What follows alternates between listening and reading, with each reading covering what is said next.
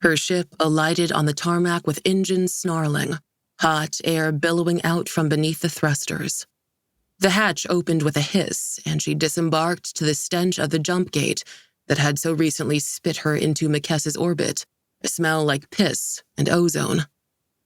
Underfoot, blast burns scorched the ground, signatures from ships that had been coming and going for 300 years.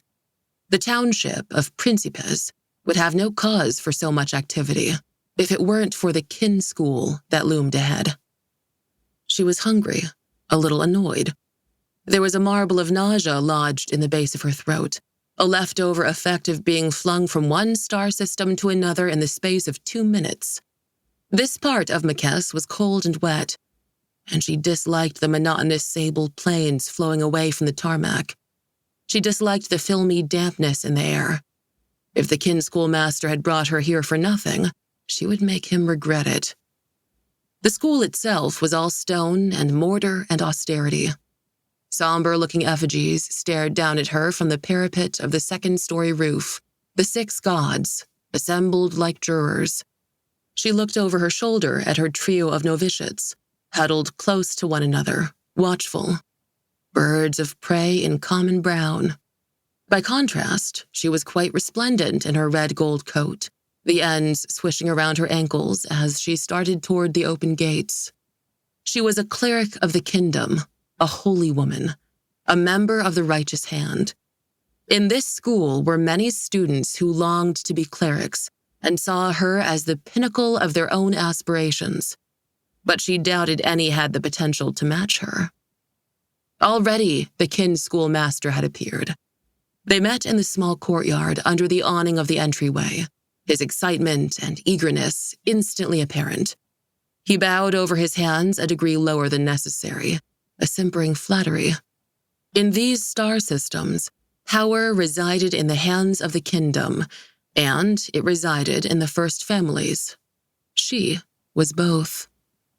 "Thank you for the honor of your presence, Burning One."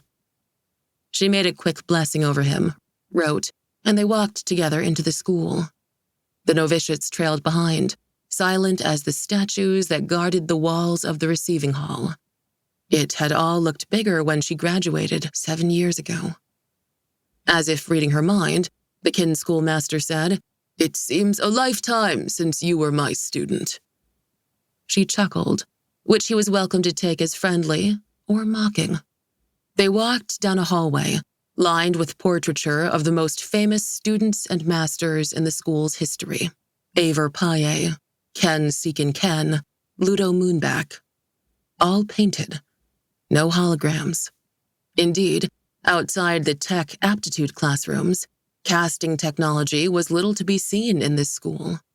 Not 50 miles away, her family's factories produced the very sevite fuel that made jump travel and casting possible. Yet here the masters lit their halls with torches and sent messages to each other via couriers, as if training the future hands was too holy a mission to tolerate basic conveniences. The master said, "I hope your return pleases you." She wondered what they'd done with her own watercolor portrait. She recalled looking very smug in it, which, to be fair, was not an uncommon condition for her. "I was on Teros when I got your message. Anywhere's better than that garbage rock." The master smiled timidly. "Of course. Teros is an unpleasant planet. Makess is the planet of your heart, and the most beautiful of all."